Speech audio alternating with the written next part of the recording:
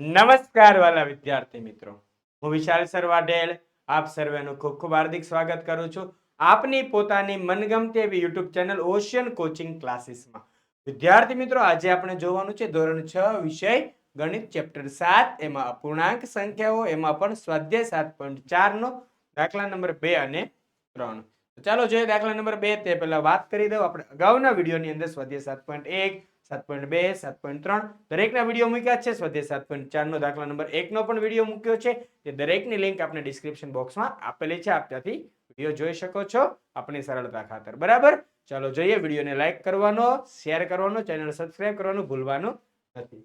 ચાલો જોઈએ પ્રશ્ન નંબર 2. શું કહે છે પ્રશ્ન નંબર 2? કે નીચેના અપૂર્ણાંકોની સરખામણી કરો અને યોગ્ય સંકેત મૂકો. તો આ અપૂર્ણાંક છે, તેની સરખામણી કરવા માટે આપણે પહેલા પણ શીખવાડેલું કે ક્યારે પણ કોઈ પણ બે અપૂર્ણાંકની સરખામણી કરવી હોય ત્યારે તેના છેદ અથવા તો અંશ સમાન હોવા જોઈએ. શું સમાન હોવું જોઈએ? કાં તો છેદ સમાન જોઈએ અથવા તો અંશ કેવા હોવા જોઈએ? સમાન હોવા જોઈએ. છેદ સમાન હોવા જોઈએ અથવા તો અંશ સમાન હોવા જોઈએ. જો છેદ સમાન હોય તો તમે ડાયરેક્ટલી ગણતરી કરી શકો છો. જો છેદ સમાન હોય તમે શું કરી શકો છો? ડાયરેક્ટલી ગણતરી કરી શકો છો. મેઇન વસ્તુ એ યાદ રાખજો. તો કીધું મેં, છેદ સમાન તો ડાયરેક્ટ ગણતરી. ડાયરેક્ટ ગણતરી મતલબ શું?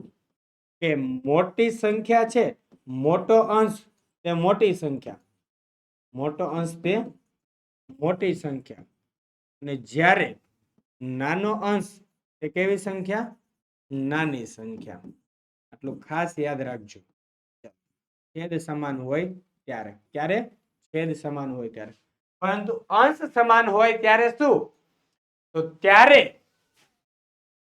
યાદ રાખો કે નાનો જો અંશ સમાન છે એટલે નાના છેદ વાળી સંખ્યા મોટી સંખ્યા કહેવાશે. નાના છેદ વાળી સંખ્યા કેવી? મોટી સંખ્યા. અને મોટા છેદ વાળી સંખ્યા કેવી થશે? નાની સંખ્યા થઈ જશે. કઈ રીતે?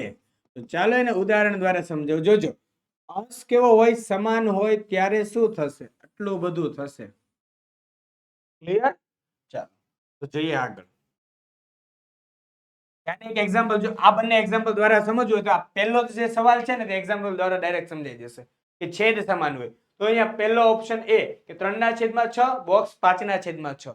તો સીધી ખબર પડે કે છેદ સમાન છે એટલે અંશની શું થાય? અહીંયા સીધી સરખામણી. જોજો, અહીં શું છે? અહીં છેદ સમાન છે,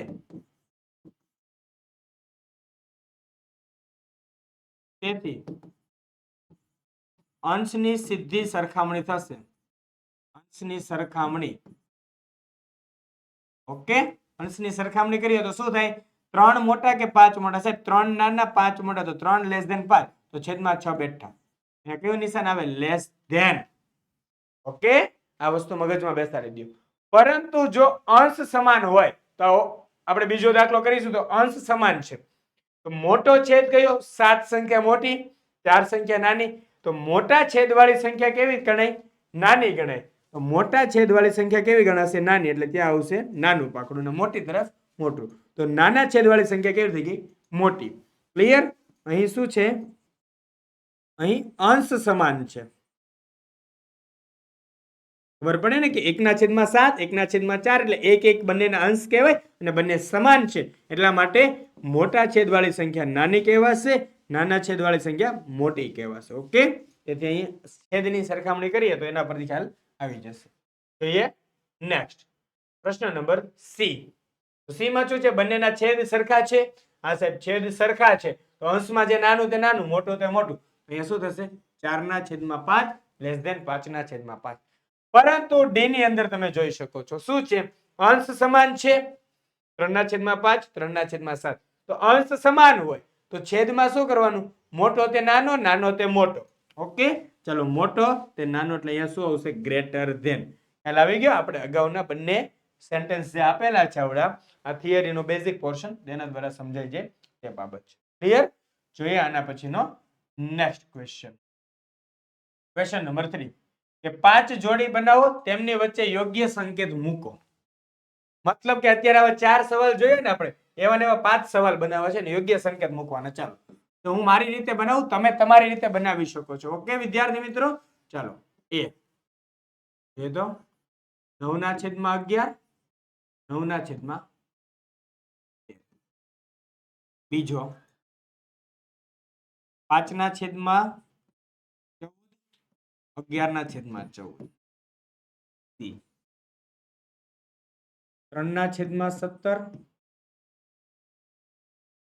4/17. 11/22, 11/23. અને ઈ 37/37, 37/37. ક્લિયર? એ વચ્ચે બોક્સ બનાવવાનું. નિયમ મુજબ સરખામણી કરતા જાવ એટલે ઓટોમેટિક જવાબ મળી જાય. મળશે કે ન મળે? હશે, મળે. જો બંનેના અંશ સરખા તો છેદની સરખામણી, તો છેદમાં મોટું એ નાનું, છેદમાં મોટું કયું છે 13 મોટા, તો એ નાનું. નેક્સ્ટ બી, અહીંયા બંને છેદ સરખા તો અંશની સરખામણી, અંશમાં 5 નાના કે 11 નાના છે? 5 નાના, તો બસ એ નાનું, એટલે લેસ ધેન ની નિશાન. સી માં જો બંનેના છેદ સરખા 17 17, તો નાનું એ નાનું, મોટું મોટું, 3 નાના કહેવાય, 4 મોટા કહેવાય. એની અંદર જો દેખાય 11/22, 11/23. તો એ અંશ સરખા છે, છેદની સરખામણી, તો છેદ ક્યાં મોટો છે? 23 મોટો છે, તો એ નાની કહેવાશે. ઓકે નેક્સ્ટ એની અંદર 37/37, 37/37. તો બંને બાજુ કેવું છે? સરખું છે. તો સરખું છે તો વચ્ચે શેની નિશાની? બરાબરની નિશાની આવશે. ક્લિયર? મગજની અંદર બેસાડી દેજો. ઓકે, બહુ જોઈએ વિદ્યાર્થી મિત્રો. નેક્સ્ટ, અરે વાહ, તમારા માટે ખાસ ઉપયોગી એવી ઓશિયન કોચિંગ ક્લાસીસની એપ્લિકેશન આવી ગઈ છે, જેના વિડીયોની લિંક નીચે ડિસ્ક્રિપ્શન બોક્સમાં છે, એટલે કે એપ્લિકેશન ડાઉનલોડ કરવાની લિંક નીચે ડિસ્ક્રિપ્શનમાં છે. તમે મેળવી શકશો નીચેના તમામ સોલ્યુશન્સની પીડીએફ, એટલે કે ધોરણ 3 થી 12 ના બધા જ વિષયના સમજૂતી, સ્વાધ્યાય, સ્વાધ્યાય પોથી, ગાલા સ્વાધ્યાય પોથી, પ્રશ્ન બેંક, અસાઇનમેન્ટ, પ્રશ્નપત્ર, બીજું ઘણું બધું. હવે સરસ મજાના ભરપૂર લાભ મળે છે, તો એપ્લિકેશન ભૂલ્યા વગર ચોક્કસપણેથી ડાઉનલોડ કરજો. ઓકે, જોઈએ નેક્સ્ટ. અરે વાહ, અહીંયા આપણું સ્વાધ્યાય 7.4 ના દાખલા નંબર 2 અને 3 પૂરા થાય છે. ફરી મળીશું નેક્સ્ટ વિડીયોમાં સ્વાધ્યાય 7.4 ના અલગ દાખલાઓ સાથે. ત્યાં સુધી હું આપની રજા લઉં છું વિદ્યાર્થી મિત્રો. જય હિન્દ, જય ભારત, જય જય ગરવી ગુજરાત.